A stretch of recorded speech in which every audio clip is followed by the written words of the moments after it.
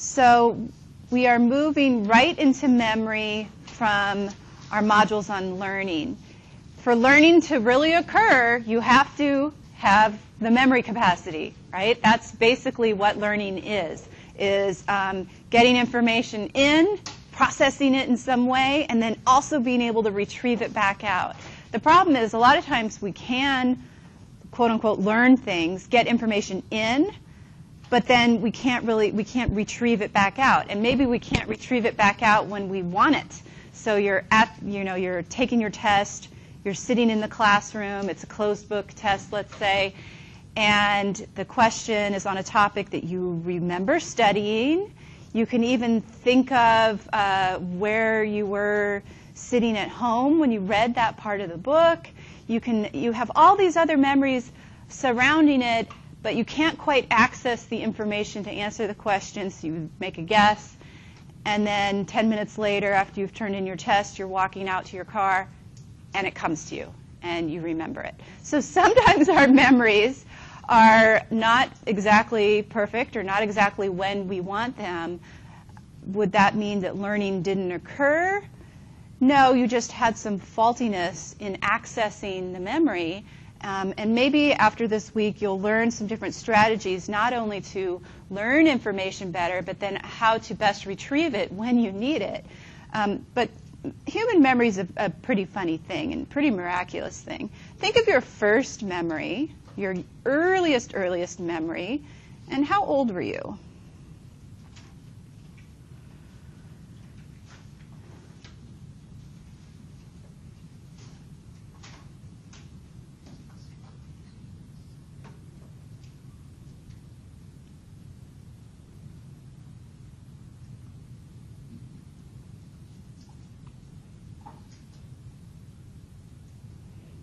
Three, two, one.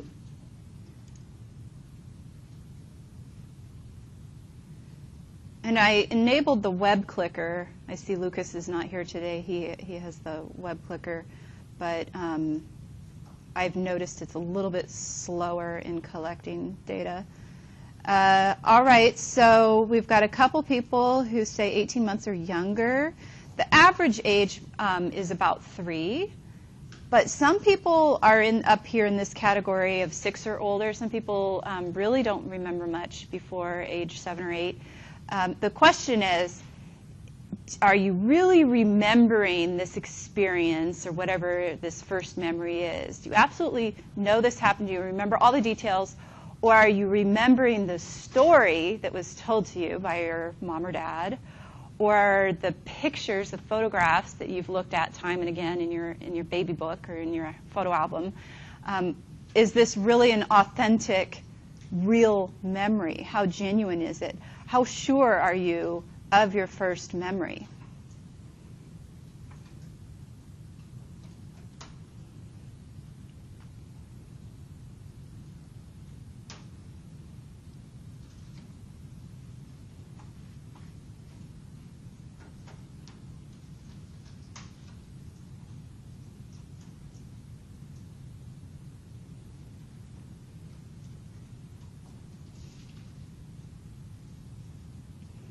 Three, two, one.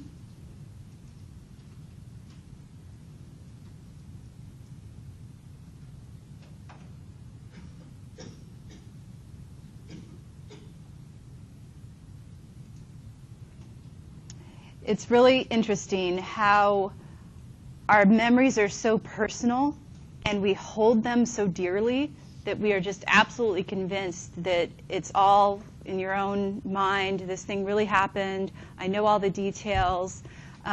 Yet we know childhood amnesia, infantile amnesia, happens to everyone. You know, when people say they remember something before age 18 or 18 months, I want to question, well, what is the memory? And we'll get some detail. And if it's something that really would be like, if it's really something very boring, like what the inside of your crib looked like, why would anybody have ever told you that a story of what the inside of your crib looked like and how it felt against your cheek, or something very detailed and tactile and or maybe emotional that's related to that? maybe that's an authentic memory. But a lot of our early, memories, or quote-unquote memories, you've gotten so much, many other information from people in your lives, it's sometimes hard to say, is this authentic? But we are very, very confident in our memories, as you guys are reporting here. 90% sure, a lot of you, 100% sure, 7 of you. And one of your assignments that you're doing this week is looking at repressed memory, which means unconsciously forgetting. Okay, there's a difference between suppression and repression. Suppression means that you force it down. I don't want to remember, I don't want to remember, and you try to get rid of the thought.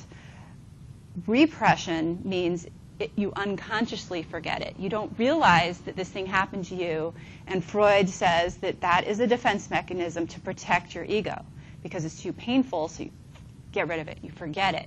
So it's a controversial issue because of childhood amnesia, and then the research done by Elizabeth Loftus that showed we can implant false memories into people really quite easily. We can convince you of something that happened to you when you were a little kid, and eventually over time you'll go right along with it. It seems so convincing, and then it makes you kind of nervous and wonder about, well, what is this a real memory? Or what am I remembering? Am I remembering the story? Or am I remembering the picture, the idea? Where did it come from? So we'll kind of come back to this next time when we're talking about the notion of repressed memories and false memories. But we'll kind of keep that in mind with how you guys responded, because people do really hold their memories very personal and very dear to them, whether they be good or bad. Right? Some of your very earliest memories might be surrounded by emotion, and it's probably either something really happy or really painful. Like you remember, your first memory might have been getting hurt, when you fell or pinched your leg in a chair or something like that. And that stands out to you for some reason because it was powerful. Okay. Give her the sound effects. That was kind of startling. All right, so memory is it's a process of learning, right?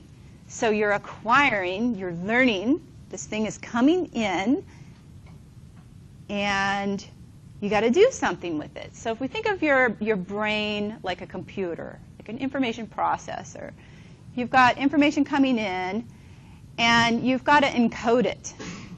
So if it were a computer, it would be in code, right? It'd be in, certain, whatever the language is. And the processor then encodes it, makes meaning out of it.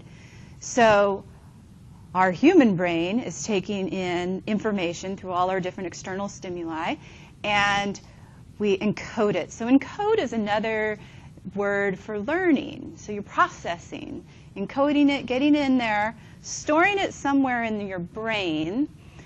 Yes, you do have certain parts of your brain that we have come to understand are responsible for different types of memory, but it's not neatly filed away. It's not like a single synapse that we can go and find and locate it in a certain part of the brain. It's really quite a branching network, even one single episode. So can we just remove one memory, like the Spotless Mind? Remember that movie? What was that called? Eternal Sunshine of the Spotless Mind. Can we go in and just remove one single memory from your brain? It's pretty complex. It's probably not this one single synapse that's taking place, but it's stored somewhere in your brain. And then hopefully you can later retrieve it. So sometimes we can have this process take place where we've got information coming in and you're actually encoding it, making meaning of it in some way and storing it, but then we have some retrieval failure and we're not able to get it back out. Other times, maybe you don't really go through the encoding process. Information is coming in and then you spit it out really fast and then you immediately forget it. We would say, well, you didn't really encode, you didn't really learn it. You maybe recited it over and over and over long enough just to use it, and then forgot about it right away. Okay, so that's not going to go into our long-term memory if you're doing that. Okay. Now, memories can be forgotten immediately if they're not really encoded, or they can be encoded and stored and possibly forgotten. But it's kind of interesting. Sometimes you can have an old memory or maybe something you learned a long time ago. You haven't used it, haven't practiced it, and years later, you're reintroduced to that topic. Say it's a foreign language that you studied years ago.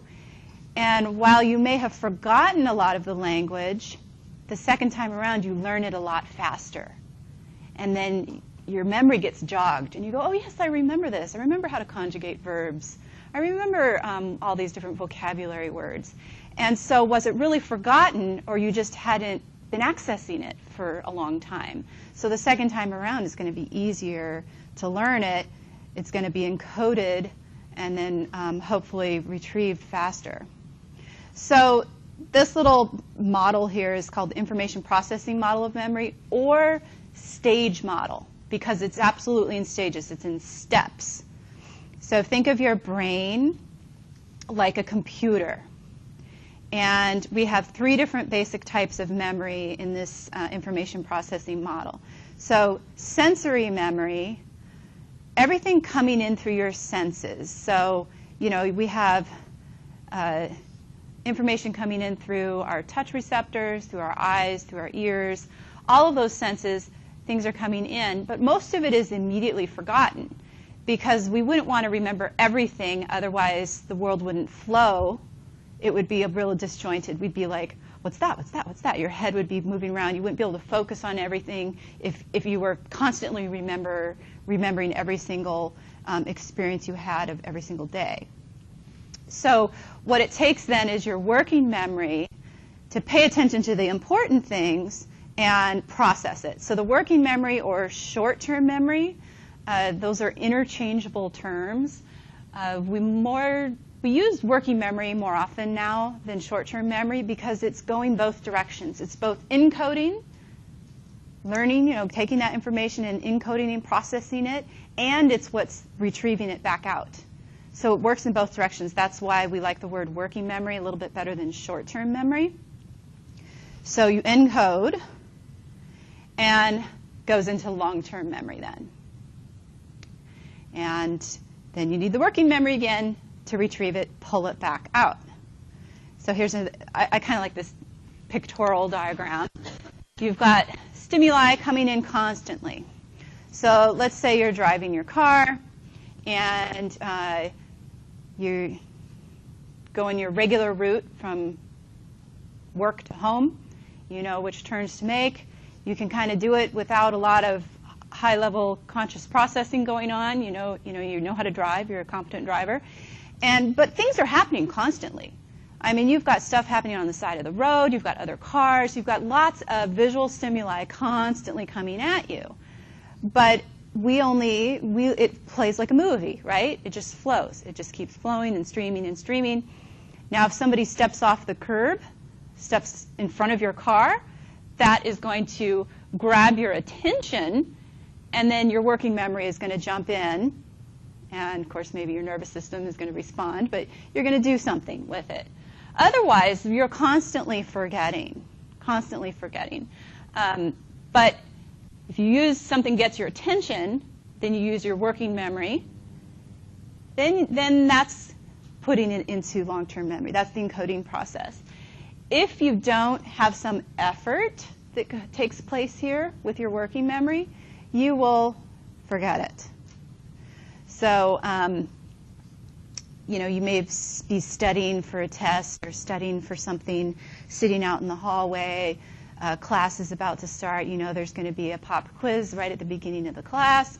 So you're looking through your vocabulary words and you reciting them over and over and over and over.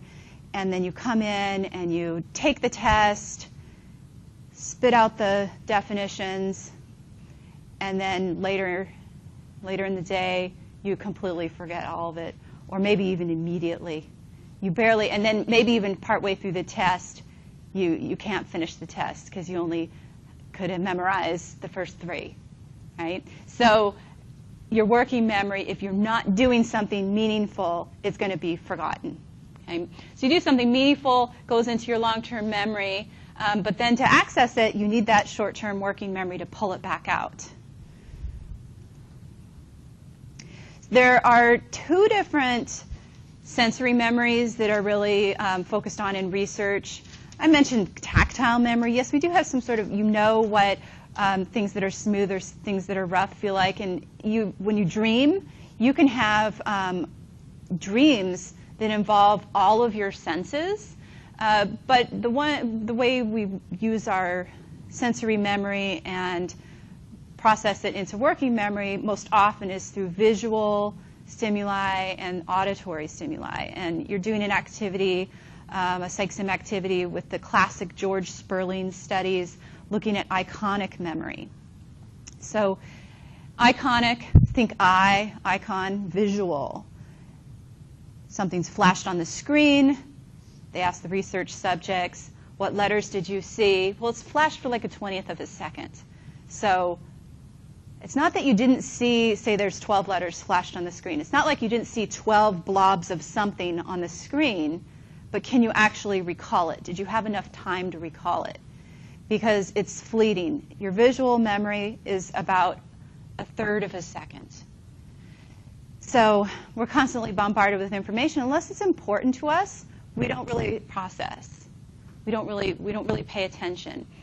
Sperling found that if he added a tone to the line, people had better recall. So auditory sensory processing, this is called echoic memory. Think echo, sound, echo, right? So that lasts up to about 3 seconds. So when he paired the sound with the visual stimuli, they did better at recalling the letters because it was like a cue for what to look at. And think about times where you're like sitting at home, maybe you're reading or you're watching TV or you're just kind of like in another place, and somebody comes in and asks you a question. And like 3 seconds later, you hear them ask the question in your mind, and you answer them. And not only do you hear them ask the question, you hear it in the exact same way with the, the inflection of their voice, the speed. It's almost like a tape recording playback in your brain with a delay. And so echoic memory lasts a little bit longer. Have you all experienced that before? Or you've certainly, maybe you're the question asker, and the person's just sitting there, and you think that maybe they didn't hear you, or they're not paying attention to you, or they're having selective hearing. And then they look up and they answer your question. It's a very bizarre phenomenon, but it lasts a little bit longer. Our visual or iconic memory doesn't last that long. Now, we pay attention to the important things. You look at this crowd of people, and, faces are faces, whatever. But maybe we see something that's standing out, this guy that's grimacing, or he's kind of got his teeth bared, right? So we process that face differently, and it stands out to us. And our working memory encodes that into our long-term memory. And what's really interesting about humans is that we automatically process faces quite easily, with very little effort. You could be, meet somebody for the first time, have a brief interaction with them. Maybe there was something distinct about them, maybe not. You have a brief interaction with them.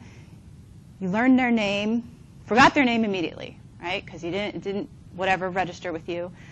But then you have their face in you can recreate your face mentally in your mind afterwards. And maybe that's part of our social nature. But the name, you forget the name immediately because you didn't process. You didn't do anything effortful to try to encode it and remember it. Right? So that's the stage model of memory. Now, I haven't said, how long do we hold these short-term memories? Or how long is your working memory? This should say seconds.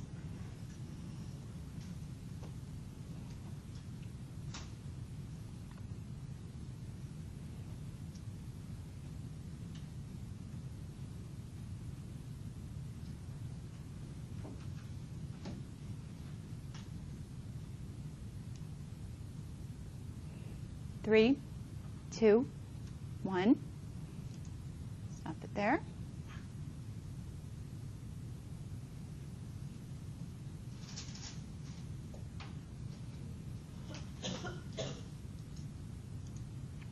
Okay, a little all over the place. That'd be really awesome if we could hold it for 1 to 2 days, because then you could do really well on exams, you know, and not really have to learn anything. Because only using your short-term memory means that you're not really learning, you're not really encoding. It lasts about 20 seconds. Just long enough to either do something with it or not do something with it. So long enough to find a pen and write it down.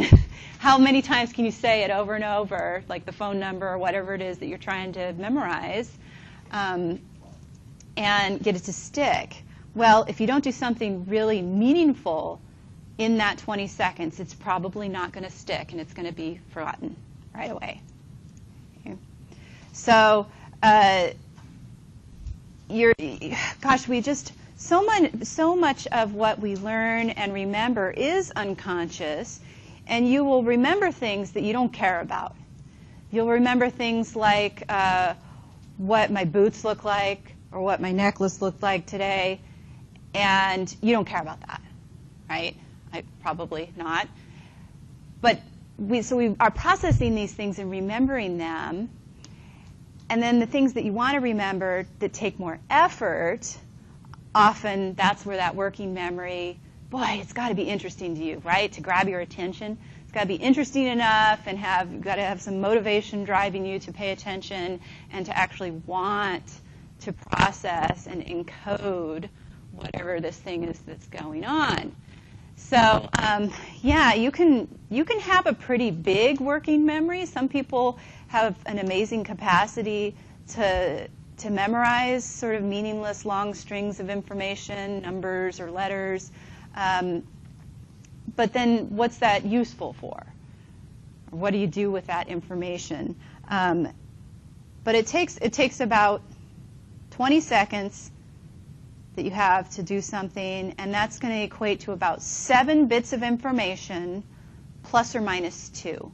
So some people naturally might have a higher capacity in their short-term working memory. We might say that that's intelligence, or who knows, you know, what you want to equate that to. And some people a little bit less. Okay? So we're going to do an activity here where you're going to look up the screen, put your pens down, okay? And you're going to memorize without talking to anybody. Okay? Use whatever strategies you want. You're going to try to memorize this list of numbers, and I'm going to give you 20 seconds. Okay? Ready? Go.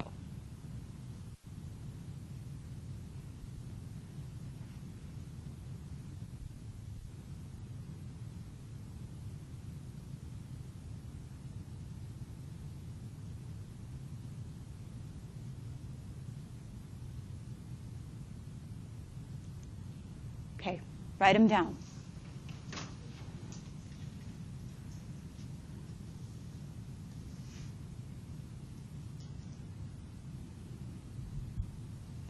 Don't say anything to anybody. And I'm going to give you about 20 seconds to write it down.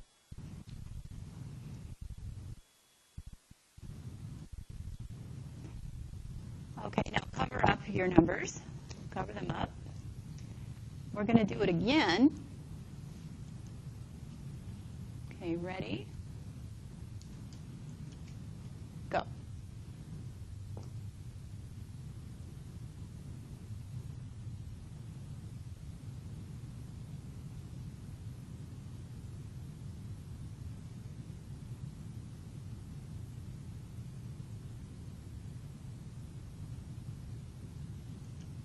Write them down.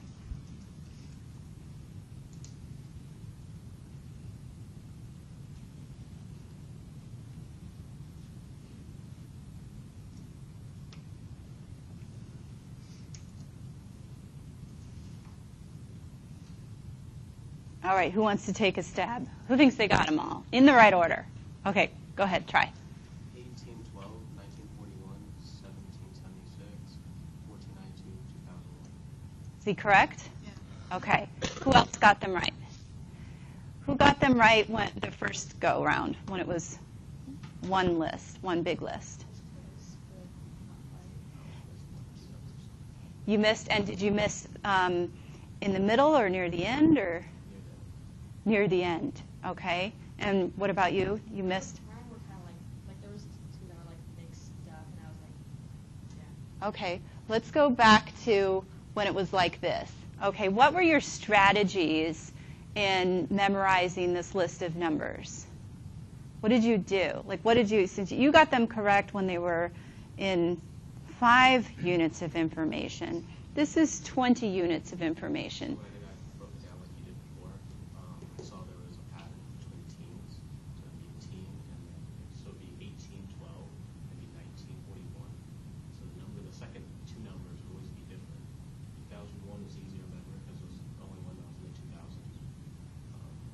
So did you immediately see them as dates, or you just saw them as Seconds later, I saw them as dates. a little bit later? Your first processing cue was that these were numbers that were in the teens. Okay, and so your brain kind of processed them in twos, and then later realized the 4s. Okay, did you see dates immediately, even when they were like this? And how'd you do? I missed the middle. You got the middle. Okay. So, but you saw the groupings and saw. Did anybody use a different strategy than seeing the dates? What did you back there? Yeah. Did you go all the way through? Did you go 1812191 all the way to the end?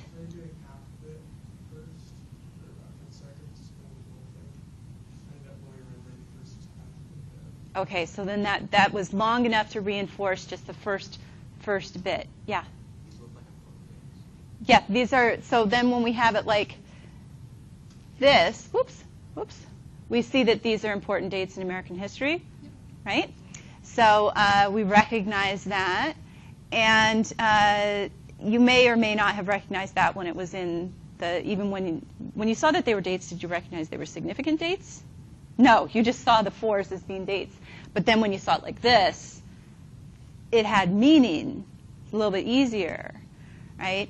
But what you did was you did basic recitation, just saying it over and over and over. Other people do just solid recitation, repeating it. Did anybody get like a syncopation going in their mind, like a rhythm? There's the ones, but there's a lot of ones. 1, 8, 1, 2. Yeah, okay. So we do these funny little tricks and may not even realize that you're doing them. Did anybody see them in colors? I want to see if any of you have synesthesia. 2s are red. 7s are yellow. No, it's not a neurotic thing. It's actually kind of an interesting disorder. It's called synesthesia. If you get used to it and it's not like painful green then, or painful yellow, you could use it to your advantage to like remember stuff and do math. And it's kind of an interesting disorder. No one's ever heard of synesthesia? You have? You've heard? Oh, you've heard of it. Yeah. It's pretty interesting. People get their senses mixed up. They can taste the colors, or even sometimes letters have personalities. Yeah. Interesting. And there's variations in the degree of the disorder. Okay, so none of you have synesthesia. All right, whatever. Okay. Yeah, I've heard that too. Yeah. I do sort of a weird thing with the dates and times of the year. It's a visual map in my brain that goes in a circle. Yeah, because like when I don't know where I started doing that, but yeah. Like in elementary school, when we're learning numbers and stuff like that, all of the numbers have personalities. Yeah. Some of that, your numbers have personalities too? Yeah, they have different genders too. Uh-huh, okay. That's all very common. And the thing is, some of that could be, we're not saying you have a disorder. Those are natural strategies that for some reason probably in early childhood, middle childhood, you started doing when you were learning new information, and it may have carried over. What memory researchers have found is we can find these people who have what appears to be crazy capacity for short-term memory, when really all they're doing is employing strategies, just kind of naturally, innately employing strategies. You know, like, I don't know, I have like different seasons or different times of the year have colors. Of course, that's pretty common, but for me, so I think of things in colors, and different months have different colors, so that's not anything unusual either. Anybody do a self-referent effect? I'm 18. My sister is 12. I'm almost 19. My dad was born in 41. You know, did anybody do anything like that, a self-referent effect? No? No, in the back, you did something kind of like that? Yeah. So you made meaning out of it, essentially, is what you've done. The problem is that meaning only to you, and it might not translate long term if you're really trying to remember dates, right? It's not going to help you in answering the essay question about the War of 1812, right? So the memory strategies then, going forward, oops, I'm going the wrong way. What we're talking about is you're taking your limited capacity, 7 bits of information, plus or minus 2, depending on your cognitive, natural cognitive abilities, and you got about 20 seconds. So we took 20 units of information and we broke it down into just 5 units of information. And you could use maintenance rehearsal and go over and over and over and over. But unless you really make meaning, you're trying to remember someone's phone number, you know, unless you figure out like a pattern that it makes on the keypad, then sometimes that you'll be able to remember it, or you equate your PIN, your ATM PIN, with meaning something about you know, a date in history or something like that. Sometimes that can help you. But sometimes we just will say it over and over and over and over until you've learned it, until you remember it. But if you chunk it and turn it into smaller bits of information, it's going to be a lot easier to remember. Now we've got only 5 units of information to memorize rather than 20 by chunking it. And then if you chunk it into meaningful units, it's even easier to remember.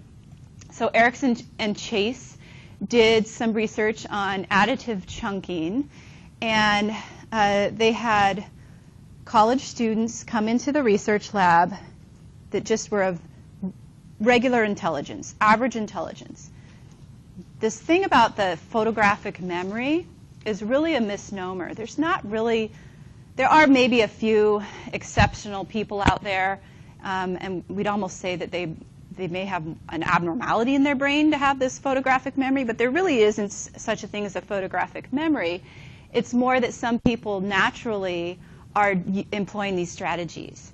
So what they did was they brought in people of regular intelligence and taught them the chunking strategies. So you come in the first day, this string of numbers has no sequence to it, and they would give them the first few to memorize, and then the next day they would add a few more, and the next day a few more, and by the end of 5 days, they memorized this whole string of numbers because they chunked it and kept adding more, and maybe they figured out some different strategies like you guys did. And they found that anybody can learn how to do this, and anybody can increase the capacity of their working memory. So this good news. You don't have to have some kind of special brain to learn and remember, right? Okay, so you've encoded. It's in your long-term memory. How long do you hold these long-term memories?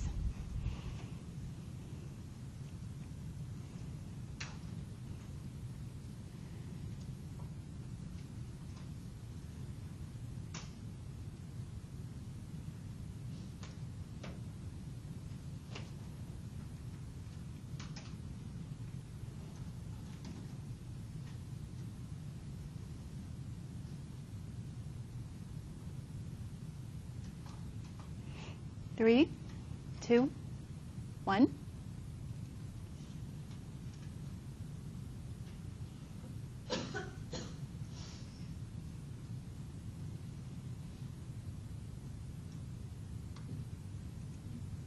Okay, so thank goodness we don't have a storage capacity.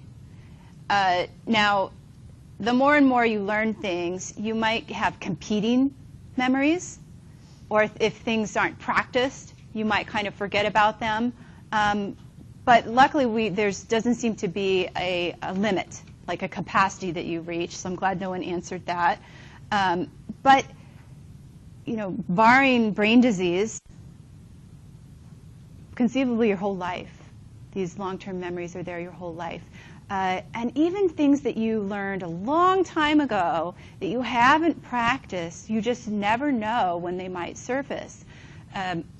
My grandmother died, she died, it was before, she didn't make it to the year 2000. That was the goal, to make it to the year 2000. She died in 97, I think it was 97. But she was born in 1915.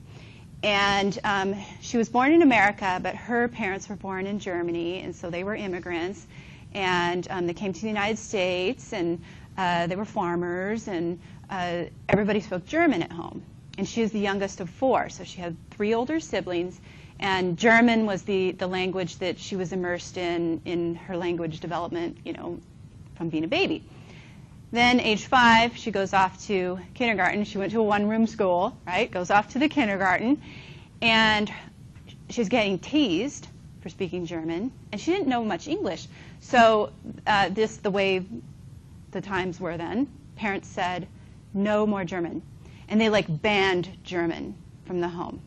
Said, and that's, you know, American culture was very much assimilate. None of, you know, they didn't even understand, they didn't even have a concept of multiculturalism in the, you know, 1920s. And actually, even some people in my generation that came to America in the 70s and even the 80s had that attitude of assimilate, don't, you know, forget about your culture. Luckily, that's changed. But so she stopped speaking German, learned English, went through school, went all the way, she went through college, which was, you know, that was pretty up and coming for her generation, for a woman to go to college. And then, you know, we learned little bits and pieces about Grandma being German. And I remember when I was a kid saying, Grandma, teach me something in German. Remember that song, 99 Red Balloons? No, you don't, because none of you were born. 99, you remember it? Yes, yes. I can't even remember her name. 99, see? Okay, whatever.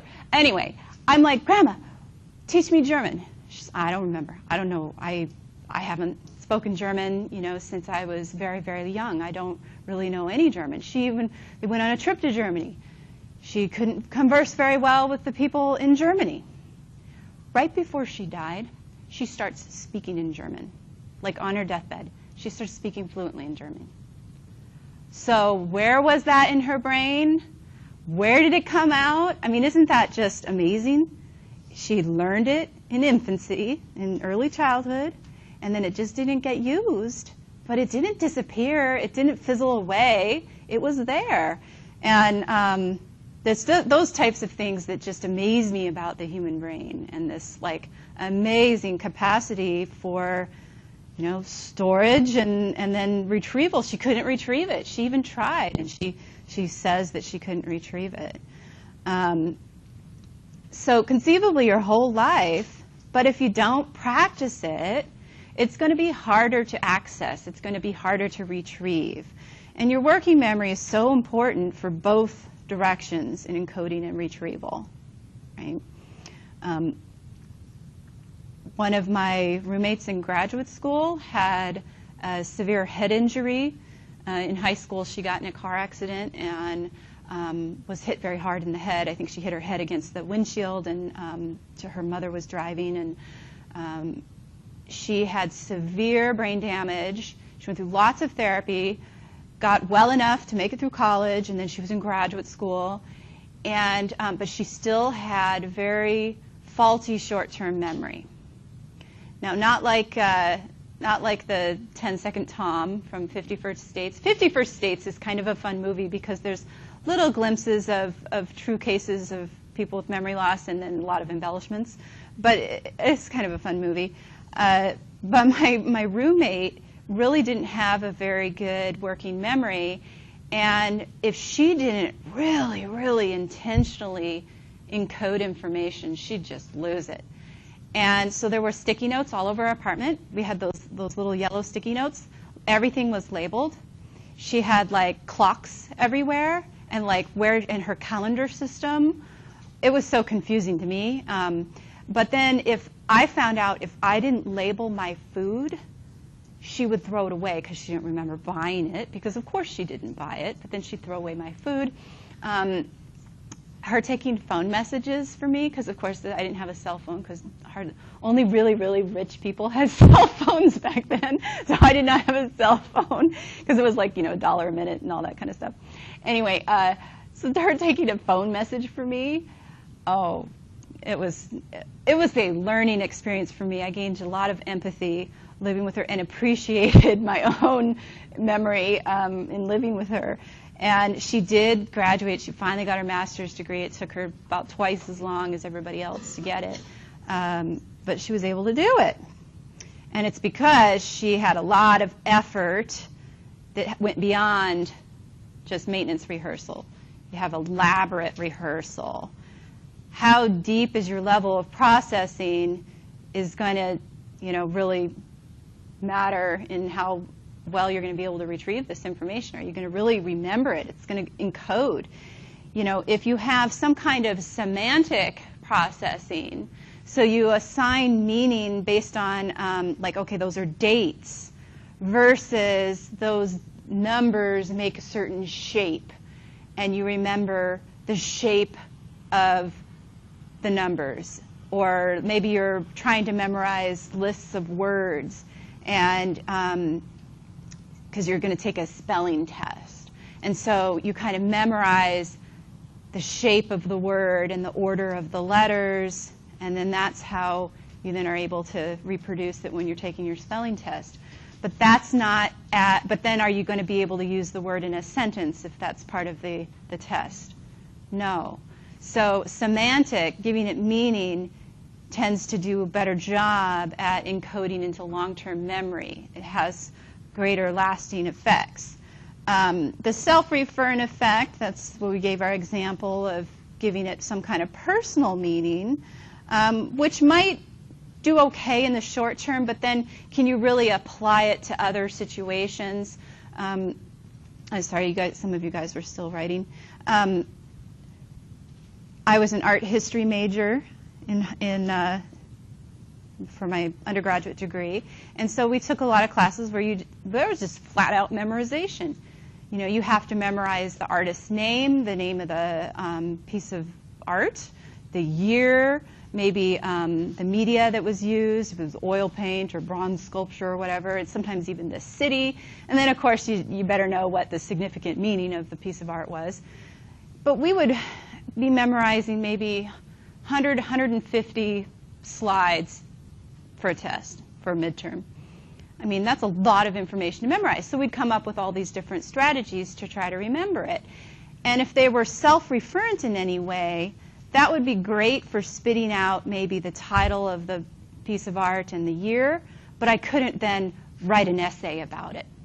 If all the tricks in remembering it had to do with me, how am I going to write my essay, right? So, but then sometimes we would use visual things or come up with songs and rhymes to remember all these different things. And I mean, some things I do remember based off of, like, okay, the Mona Lisa was painted in 1503 because you can see three of her fingers at the bottom of the painting. That's maybe useful and I still remember that. But then do I have deeper knowledge, semantics that I can use for, maybe actually part of my long-term memory? So we find that we have two different types of long-term memory, and there's different parts of your brain that process these different types of memory. So first you have procedural or implicit memories. And what's that word procedural sound like? What kind of memory do you think? How to do something, procedures, right? So motor skills. Memories of behaviors and skills, things that you've learned how to move your body through space and time. When you learn how to ride a bike, there's this sort of mental switch that goes on when you feel that balance thing happen in your brain, between your brain and your body and holding your handlebars upright. And you learn it in that moment. You might fall 1 or 2 times, but then you've got it. And then that's when Dad or Mom say, training wheels are off, go for it, and you never forget that. You could maybe not practice right. You have to, ride your bike for, as a kid, right? But then you may not ride a bike again for 10 years, maybe between age 20 and 30 for whatever reason you ever rode a bike. Get on a bike at age 30, will you be able to do it? Of course, right? Of course. And that's because there's a procedural memory that's just sort of routed through your cerebellum, through the back of your brain, and we just know it. Okay? It's like automatic. So procedural things. Then we have declarative or explicit memory. So this takes a little bit more conscious effort sometimes, especially when we're talking about facts, things that you've learned in school or remembering. And some people are naturally very good at this. You remember all your friends' birthdays. Is anybody good at things like that? You just maybe have a knack for it.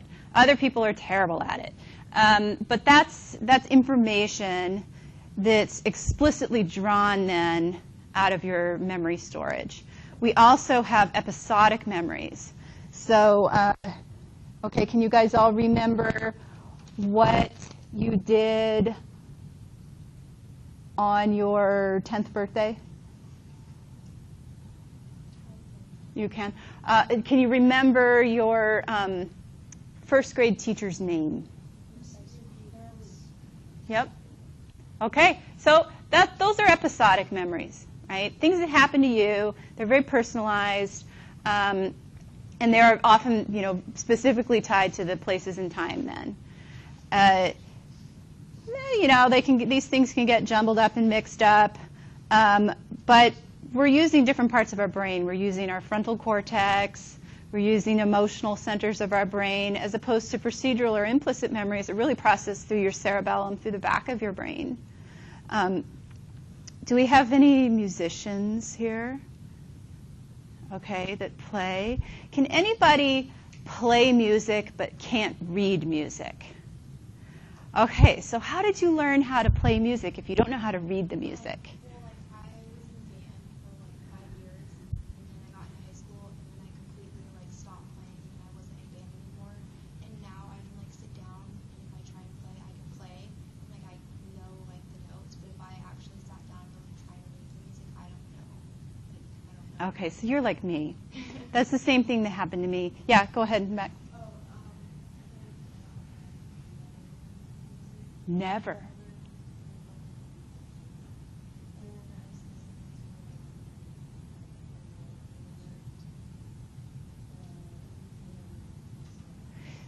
Wow, so you can reproduce the chords on the piano from listening? Uh-huh. Do you have to watch the person's fingers on the keyboard, or can you do it just from listening? That's what I do with stringed instruments. With stringed instruments? I mean, watching the hand position, that's observational learning. But boy, listening to music and then being able to reproduce, all I can call that is talent. I don't know what else to call it, because that's just some kind of your brain is just attends to that, and you can hear it really well, and then to be able to reproduce it, talent. But I'm more like you. Okay, I took piano lessons from 1st grade through 11th grade with a teacher. Every week we had the half-hour lesson. Learned how to read music. By the time I was in high school, I was playing classical piano. I was in the jazz band, mostly just to talk to the boys that played the drums, but and the guy that played the guitar, and because I was in the percussion section. But I could read music, and or at least I thought I could. And then I didn't play for a number of years, and my parents moved here a few years ago, and my mom said, "Do you want the piano?" And I said, sure, I want the piano, because she was going to donate it or sell it or something, so they weren't going to move it. I said, no, bring it. So she moved it all the way across country, and they brought it in, and she even had some of my old music and everything, and I got it out, and I opened the book, and it looked like a foreign language. It looked like a bunch of little black dots, like ants, crawling on the page, and I couldn't remember anything. So I was feeling kind of bad, and so I closed the book, or I figured out maybe a couple notes, and then I closed the book, kind of closed my eyes, and then I played a little first bit of Moonlight Sonata. And I realized, I think that I learned how to play using procedural memory. I think I used my motor movements and sort of that coordination, because piano players and guitar players too, a lot of it's coordination. You don't have to look. You shouldn't have to look, right? When you're changing your finger positions. I don't know how to play the guitar. It looks hard. But I don't have, I need to take a lesson, right? I need to take a lesson and either relearn how to read music or learn it. Maybe I never learned it. Maybe I never really learned how to read the music. And I just would watch my teacher's hand position. I used to be able to sight read, though. It's very interesting. So sometimes people will get a head injury and have amnesia. They won't know who they are. They have difficulty learning new things, yet they can then sit down and play the piano. Or they can, certainly, they can read and write. And you're like, how can you read and write, but you don't know who you are? Well, that stuff is like procedural, reading and writing. It's a procedural thing processed through this other part of your brain. Pretty fascinating. Okay, and semantic, of course, your general knowledge. So if you try to, break this down, remember your two different types of long-term memory, declarative and non-declarative, or explicit versus implicit. Your implicit memories are conscious recall. A lot of effort sometimes, other times not too much effort. What'd you have for breakfast? I had a granola bar. It was a really bad breakfast. I didn't have time I usually eat oatmeal. I didn't have time, ran out of time, so I had a granola bar. It's like your go-to breakfast, right? Okay, that didn't take a lot of effort. I had to think for a second, okay? Explicit memory, you've got, implicit is without conscious recall. Declarative memory, like the semantic and episodic stuff, that's with effort, okay? Sorry. Okay. All right, so your encoding process then, like your example of what you ate for dinner yesterday, this information is coming in, your working memory is encoding it, and it's really effortless. And so it's like, how come it's so easy to remember those things, but studying psychology, learning this module, is more effortful? Well, there's a lot more thought processes going on, and it takes more to get you to create these synaptic changes. Okay? So effortful processing is going to be anything that's higher level, right? Anything that really requires lots of conscious effort. Okay? If you can take some of your automatic processing and pair it with those things that require more conscious attention, maybe that's another strategy. So you pair your, we often will study in the same place, and then you can have recall based on being in the same place, or using different cues. There's even some interesting studies, people that chew mint-flavored gum while they're learning something, and then they chew the gum while they're taking the test, and it recalls that. Although I don't really like it when people chew gum while they're taking tests because it can be loud and annoying. But you know what I'm saying? You're pairing something automatic with something that takes more effort. Ebbinghaus did a study looking at memory and short-term to long-term memory, and then forgetting. And so he had his college students come in and just learn these nonsense syllables, and how quickly they would forget them. Are they really encoding from short-term to long-term memory? And he found, of course, you're going to have rapid forgetting within the first 20 minutes. So, you're just doing recitation and forget, super fast. But then if you keep repeating it and doing these different additive chunking and other techniques, there's less forgetting. And then it kind of stabilizes after a day, and then it'll steadily decline. And then he found this interesting thing happened at about 30, 31 days. About a month later, whatever they could recall stayed with them. So he named this the forgetting curve. So whatever you learn and whatever you're able to reproduce on your final exam, the end of the quarter, whatever you feel like you've gone over and over and over and over, about a month later, after the test is over, after that class has ended, is it maybe about 20%? If you're above 20%, that I would say that you're doing awesome. You're like above the average.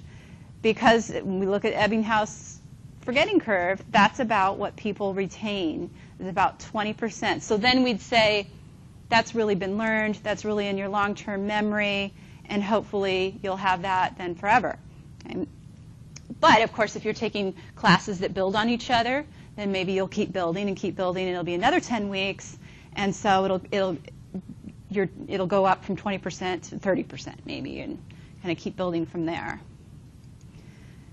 So how do we counteract this forgetting curve? How do we learn more information that we can then actually retain and be able to retrieve and use it in some meaningful way? Well, use the spacing effect. We can't just do it all the night before. You can't cram the night before an exam or the night before a job interview and study and learn all that information right before you're supposed to perform. Right? You have to space it out. Those of you who are musicians know this. You can't just learn the piece and practice it one time the day before the concert.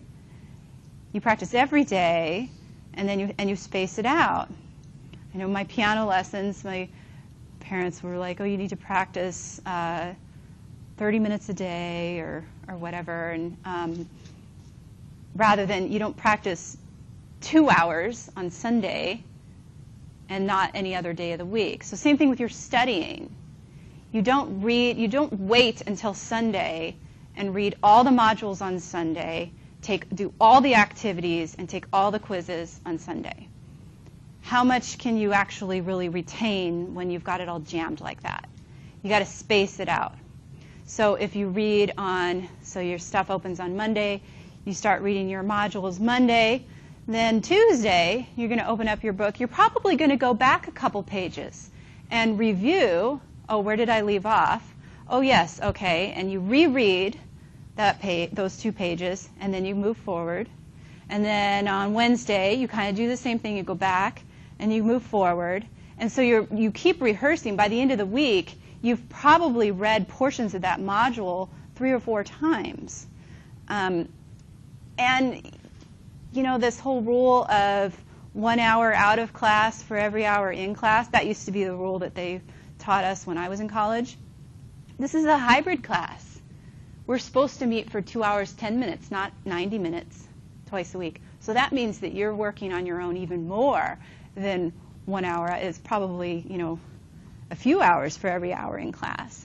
But you're not going to jam that all up and do it just on Sunday or Saturday. You got to space it out. And then you're practicing. You're practicing it more. So this takes you got to figure out your schedule, right? And I know that's hard if you're working. A lot of you work full-time and take full-time, you're taking 15 credits. Even if you're only taking this class and you work, or if you're a parent or you're caring for other people, this is a lot of juggling, right? But this is the best way to do it. Sometimes it's not realistic, but it is the best way to do it. And we also know that the serial position effect is at work.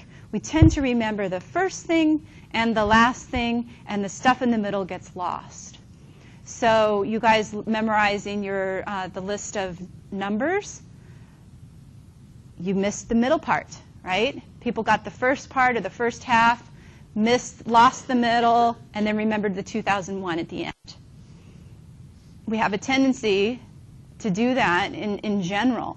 So you'll remember the very first part of what you read and maybe the very last thing that you read. So to counteract the serial position effect, you can add the spacing effect and then that continued overlap so that you're rehearsing, repeating. And then, of course, this whole time, you've got to do some more higher level processing than just sitting there passively and reading. If you're just sitting there reading, that's only one sense, your visual sense. And you might read something 3 times and realize that you're not reading, you're thinking about something else. We'll talk about consciousness next week. So take notes while you're reading. Make flashcards. Draw. Sometimes even just drawing. Sometimes you're not even drawing what it is that you're reading about, but then that's pairing another strategy. Okay. It's very frustrating, I know, for everyone when you read something and you think you've read it, and then you realize that you didn't really process it. And so therefore, how can you possibly be expected to retrieve it when you didn't really probably encode it? Okay, okay, so this is a flow where you're retrieving back out of that explicit and implicit memory. This is just a repeat of what we just talked about.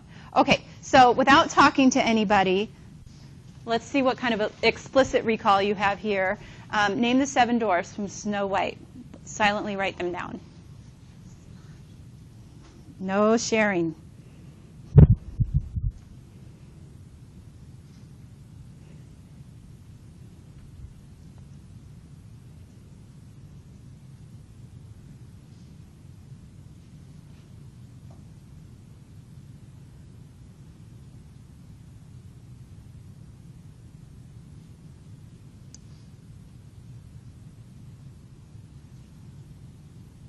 Okay, now see if you can name the 7 dwarfs.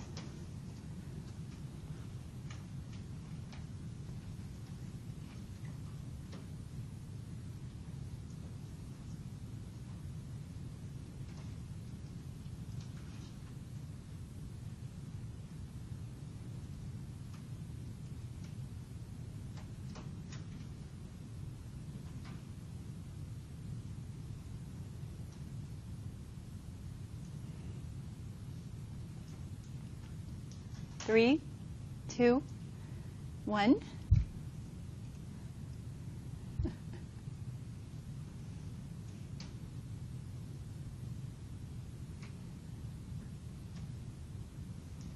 See, I had to make some of them up. Good job, all right? So, anybody get them when it was a free recall task? Okay. So 4 people got them. Which one did you forget? The people. So then 21 people, only 4 people got it when it was free recall. When it was like this, 21 people got it correct. So who did you forget? I forgot Sleepy, Sneezy, Doc, and Bashful. Okay, well you didn't do very well at all. You missed 4. Who did you? Did anybody forget 1? Who'd you forget? I forgot Happy. Happy. I knew the last one was something like Happy, but I didn't know if the word was Happy. Uh-huh. Knew that. Uh-huh. I forgot Bashful and Sneezy. Bashful, yeah. Sneezing. Okay, so sometimes we remember the standout like Doc, or we forget the standout like Doc, right? Because it's different. He's a Doc. The rest are emotions or things. Sleepy, sneezy. Okay. So which one's harder? Obviously, the free recall is harder. Only 4 people got it right. 21. We get a response rate that goes up to 21 people get the question right when it's a recognition task.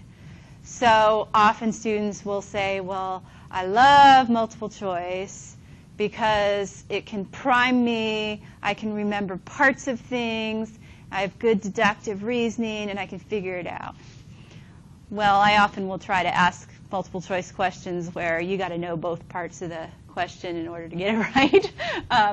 but it's still maybe a little bit easier than having to write an essay with, like, especially if it's a closed book test and you have no notes and you've got to get those vocabulary words, those terms, and then apply it in a meaningful way to answer the question. It's going to be a lot harder. All instructors, all teachers know the free recall test is the best measure of your knowledge. It's the best measure of what you really know. But it's very time consuming on everybody's part. So it takes longer to take the test, and it takes a lot of effort on the teacher's part to grade it, and then there's some degree of subjectivity. Okay, am I grading what am I looking for in this answer? But there's no doubt that it's the best measure, of your actual knowledge. But we tend to use the recognition task because we can ask you more questions. Because even if you do, even if you studied a lot and, really understand a lot of material, what if you come into a test and there's 3 essay questions, and one of them just so happens to be something that you didn't spend a lot of time studying, but you studied all this other stuff that you could show the teacher that you have some knowledge, you really have some understanding. So there's different reasons why. So in my upper level classes, I use a combination of recognition tasks to try to ask more breadth, right, and then a couple essay questions to get depth of knowledge and understanding. In the 100 level classes, I really just do the recognition task, partially because I have 80 students, and it would be really hard. Plus, I want you to have that broad look at the topic and not, necessarily, just this really one deep, intense focus of one topic. So often we'll have retrieval failure. So you've encoded it, you really have it in your memory storage, but you just can't pull it out right at that moment when you want it. It's called a tip of the tongue phenomenon. You got a little case of the TOTs, cat got your tongue, you just can't quite grasp it. It's very frustrating, right? Especially if it is in the moment of taking a test or you're in a job interview and it's there, but I can't quite grab it. Or word finding issues. What's the word? Or you're watching something on television or a movie and you see someone that looks familiar. Who's that actor? What was she in? And you just go crazy until you finally figure it out. And often you'll recover from your tip of the tongue phenomenon after it's too late, after the test has been turned in or your interview is ended. But it's really common. Everybody occasionally suffers from the tip of the tongue phenomenon. We also tend to have memories triggered more easily if we're in the same setting as where you stored them. So that's where I was saying, if you've done all of your reading at home in front of, say you have a desk or your kitchen table or something, and that's where you've done your reading or that's where your computer is, then maybe that's the best place to take your online exam. You're in the same context as when you encoded it. Our final exam will be in this classroom.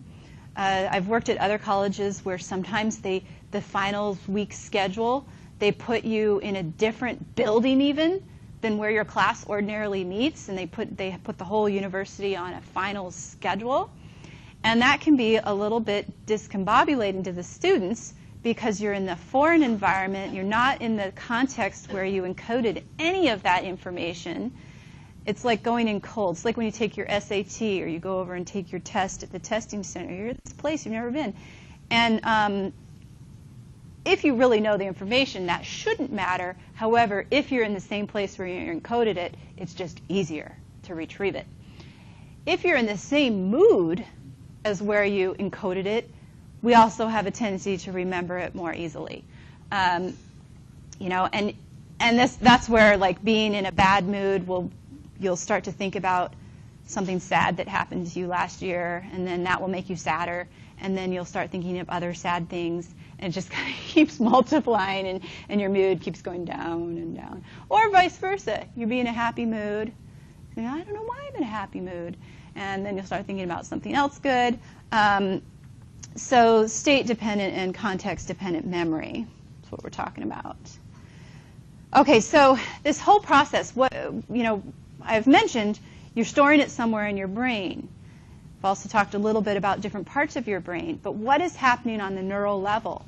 You actually have structural changes in your brain that are taking place. There are some key memory researchers are Langley and Kendall, and they were looking for this biological basis to memory. Is there actually something anatomically happening? And yes, indeed, there is. First of all, during working memory, short-term memory, we have neurotransmitter release. So we have serotonin production. Serotonin is really key in learning, and it's the catalyst to memory then. So the serotonin production goes up through your short-term memory. But then if you don't keep rehearsing or don't keep doing it, nothing structurally changes. Right? You may get some new receptor sites popping up. That's where some people maybe can flex their short-term memory into this little bit longer episode beyond 20 seconds. But you're not really having any permanent changes happen to your memory. Once we have something called long-term potentiation takes place, now we have a new neural circuit. So you're flexing your working memory, you're producing serotonin. Serotonin release is happening in the brain. That's creating new receptor sites on the dendrites, and then you're going to have dendrite growth. Actual dendrites, remember dendrites are the receivers, the receiving ends of the neurons. They actually will grow like a tree. Dendrite, remember, is Greek for the word tree. And it will grow and branch, and it will create these new pathways. Once you have that happen, we now have a new neural connection, a new circuit that takes place. And then, of course, the more and more you do that thing, whether it's through recitation or just through practice, the stronger that pathway becomes. And so that process, we absolutely can see it happening in the brain. They like to study this really big, ugly snail. Not him. The snail is called the aplysia. Let me talk about aplysia, and then I'll go back to Lashley. The aplysia is this big snail, and the reason Kendall and other memory researchers studied it was because it has only about 50 neurons in its brain, but they're really, really big, so they can see them. So they do some classical conditioning on the snail. They teach it to reflexively withdraw its siphon when it gets squirted with a little bit of water or touched by pairing it with a little zap of electricity. They're not hurting the snail, but they just do that a couple times, and they teach it. So that's through classical conditioning. So they teach it to be fearful, but then they don't have to zap it with electricity anymore. Then they could just squirt it with water or touch it, and the siphon will draw in on the snail there. And then they can look at their neurons under a microscope, and they see long-term potentiation take place. So we'll watch this little video clip here. So short-term memory equates to that neurotransmitter release, and then when you have the actual dendrite growth creating a circuit, that is like long-term memory, and we say long-term potentiation has taken place. This is a snail, and he has a very few amount of neurons, and we can see that it's localized. But imagine a human brain that's much more complex.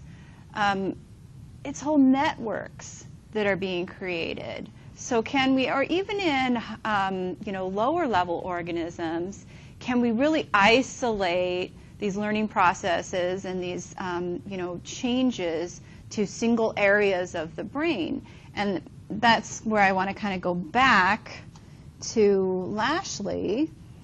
Lashley was searching for the biological basis of memory and where these things are located in the brain. And he was searching for the anatomical location of particular memories. Where in the brain are we storing these things? Can we, damage your brain or change something in your brain and remove a single memory. And so he called this memory trace an engram. Right? That's like his term for it, a memory trace. This is this elusive search for the memory trace. And he studied rats. So he would teach the rats how to run the maze using methods of operant conditioning. And so there was a little treat at the end of the maze, so they would very quickly learn how to go around and run the maze and get their treat. And then he would put them in a little surgery, and he would cut out part of their cortex. So yes, I know we don't always like to hear about animals having that done, but he'd do a little brain surgery and remove a little section of cortex. Okay, this is the maze running memory is what he was thinking. Then they'd let the rat heal up, put him in the maze, and it could still run the maze. Says, oops, I got the wrong part of the cortex. He did this bit by bit until this rat had all sorts of chunks of cortex that had been removed, and it could still run the maze. And this is a much lower level organism than humans. So you can imagine the complexity of these neural circuits that are taking place. And even though we have, identified specialization for certain types of memory, whether they be implicit or explicit, clearly it's complicated network that's happening here. So he never found the engram. He never found where this is located. Where in the brain can we find, the memory trace? It's like that, eternal sunshine of the spotless mind. Can we really erase one thing? When you're doing your assignment on forgetting and this whole idea of repressed memories, there are a couple different videos that I have on Canvas that you can take a look at and think about what the story I told about my grandmother, but think about also the studies where they can implant a false memory. So you're going to watch a video of a study where they did just that. They brought in subjects and told them stories about things that happened to them when they were children. And by the end of 5 days, the people largely believed it really happened when it was completely false. But then how this complex structure of your brain and where are these things isolated in different parts. So I'm going to let you go so that we can go into forgetting. This is kind of a different topic, right? Next time we'll get into forgetting and looking at those different research topics.